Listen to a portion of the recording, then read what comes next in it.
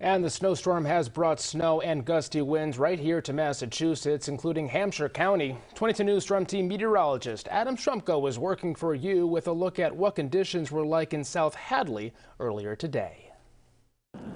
There weren't a lot of cars on the road Saturday morning, but the plows were out in South Hadley. And despite the snowstorm, the mail still got delivered. Some people didn't seem to mind the first big snowstorm of the season.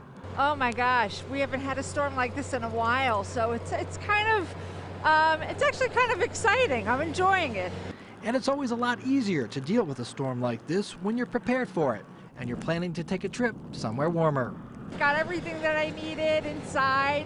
I'm actually leaving for Florida in a couple of days, so I didn't want to get too many things in the house, but I got everything that I needed, all the comforts of home.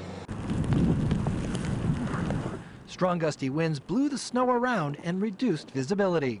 And the blowing and drifting snow made it very difficult to get an accurate measurement. You can even see on some of the driveways where the wind had blown the snow away and the bare pavement was showing.